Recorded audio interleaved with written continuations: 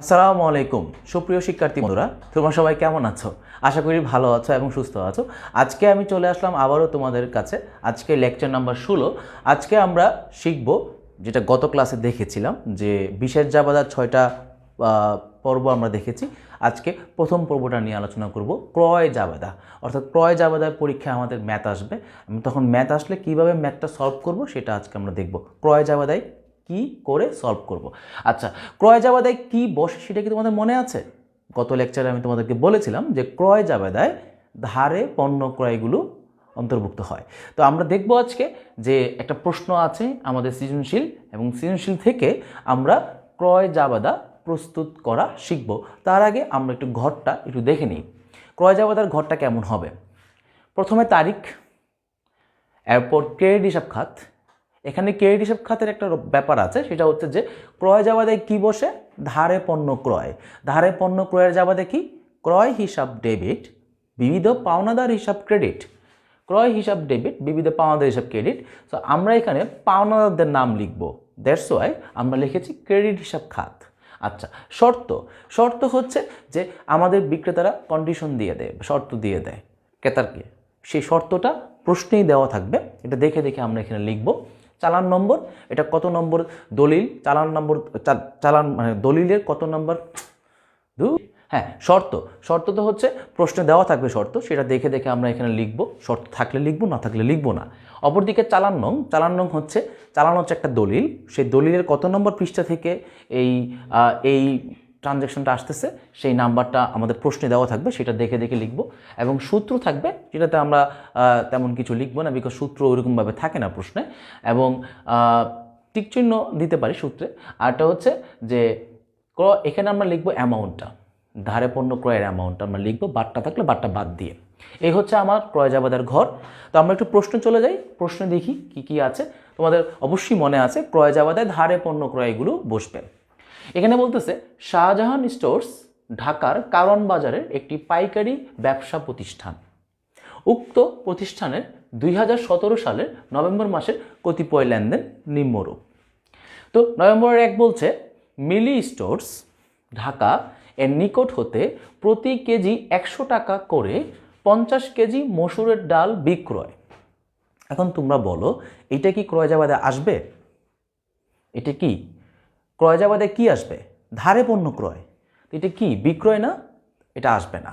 আচ্ছা, তো আমরা চলে যাই দেখি নভেম্বরের 5, জনি ট্রেডার্সের নিকট হতে প্রতি পাউন্ড 200 টাকা করে 500 পাউন্ড চা ক্রয়। এটা আসবে কিনা? হ্যাঁ, এটা আসবে, কারণ এটা ধারে ক্রয়। এখন তোমরা প্রশ্ন করতে পারো, স্যার এখানে তো ধারে বলা নাই, আমরা কি শিখিয়েছিলাম মনে আছে?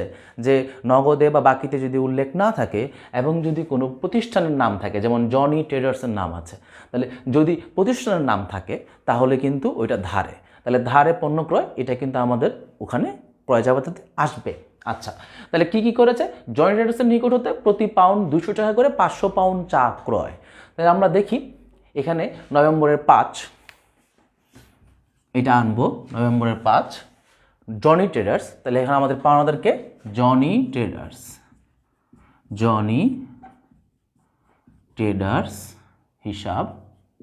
আচ্ছা, তো এখানে শর্ত দেওয়া আছে 3/15 নিট 30।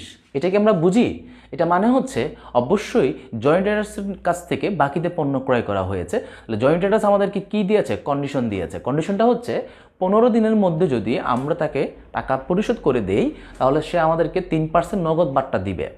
আর যদি 15 দিনের মধ্যে আমরা টাকা পরিশোধ করতে না পারি তাহলে সেই ক্ষেত্রে নিট 30 মানে হচ্ছে 30 দিনের মধ্যে সম্পূর্ণ টাকা পরিশোধ করতে হবে।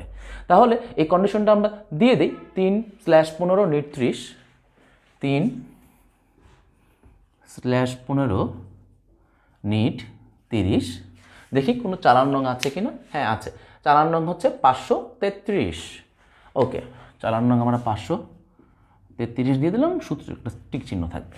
আচ্ছা, এখন আসো যে 200 টাকা করে প্রতি পাউন্ড 200 টাকা করে 500 পাউন্ড চা ক্রয়। তাহলে আমরা যদি ক্যালকুলেশনটা করি, 200 × 500 কত হয়? 1 লক্ষ টাকা না? আচ্ছা, এখন দেখো 200 টাকা করে 500 পাউন্ড চা ক্রয় এবং ইনস্ট্যান্ট কারবারি বার্তা দিয়েছে 5%, আমাদের ডিসকাউন্ট দিয়েছে। তাহলে আমরা ডিসকাউন্ট অবশ্যই মাইনাস করব। 1 লাখ ইন্টু 5% কত আসে? 5,000 টাকা। তাহলে আমি জয়েন্ট ট্রেডার্সকে কত দিব? 95,000 টাকা দিব। তাহলে আমরা এখানে 95,000 টাকা লিখব। বুঝছো? সহজ না এটা? কত সুন্দর। জয়েন্ট ট্রেডার্স থেকে আমরা প্রতি পাউন্ড 200 টাকা করে 500 পাউন্ড চা কিনেছি। তাহলে 200 ইন্টু 500 কত? 1 লক্ষ টাকার চা কিনেছি এবং সেখানে ইনস্ট্যান্ট আমাদের ডিসকাউন্ট দিয়েছে 5% কারবারি বারটা, সেটা আমাদের আসে 5,000 টাকা। মাইনাস করে আমরা তাহলে জয়েন্ট ট্রেডার্সকে 95,000 টাকা দিব। বুঝছি তো? দেখি এরপরে কি আসে। নভেম্বরের 8 বলছে রতন ট্রেডার্সের নিকট প্রতি পাউন্ড 200 টাকা করে 100 পাউন্ড চা বিক্রয়। এটা কি আসবে এখানে? ক্রয় জাবেদাতে আসবে না, কারণ ক্রয় জাবেদাতে পণ্য ক্রয়, ধারে পণ্য ক্রয় আসে। আচ্ছা, নভেম্বরের 12 দেখি জাফর ব্রাদার্সের নিকট প্রতি লিটার 120 টাকা করে 300 লিটার সয়াবিন তেল ক্রয়। এই তো পেয়েছি, এটা আসবে। এটা ধারে ক্রয়, এটা আসবে। তাহলে আমরা লিখি এখানে নভেম্বরের 12, নাম হচ্ছে জাফর ব্রাদার্স,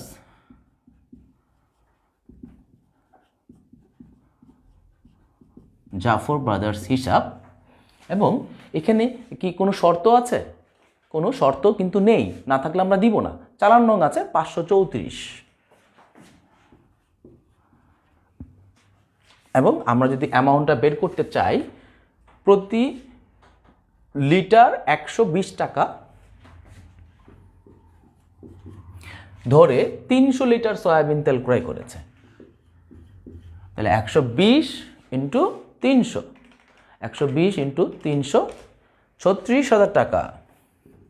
তাহলে আমরা 36,000 টাকার লিটার সয়াবিন তেল কিনেছি এবং আমাদেরকে কি ডিসকাউন্ট দিয়েছে? কত? 4% ডিসকাউন্ট দিয়েছে আমাদের।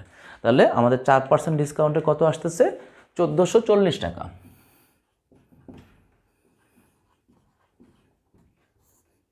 তাহলে 1440 টাকা যদি আমরা বাদ দেই, 34,560 টাকা। তাহলে আমাদের টাকা আসছে কত? 34,560। ওকে। অপরদিকে আমরা দেখি নভেম্বরের 15 শিকদার অ্যান্ড সন্স এর নিকট হতে প্রতি বস্তা 200 টাকা করে 100 বস্তা আটা বিক্রয়। এটা কি আসবে? আসবে না, কারণ এটা হচ্ছে ধারে বিক্রয়। আমরা ক্রয় জাবেদায় ধারে ক্রয়গুলো আনবো। আচ্ছা, নভেম্বরের 20 রত্না ট্রেডার্সের নিকট হতে প্রতি প্যাকেট 350 টাকা ধরে 50 প্যাকেট গুঁড়ো দুধ ক্রয় করেছে। তাহলে এটা ধারে ক্রয়, এটা আসবে। তাহলে আমরা দেখি নভেম্বরের 20 লিখি, নাম হচ্ছে রত্না ট্রেডার্স,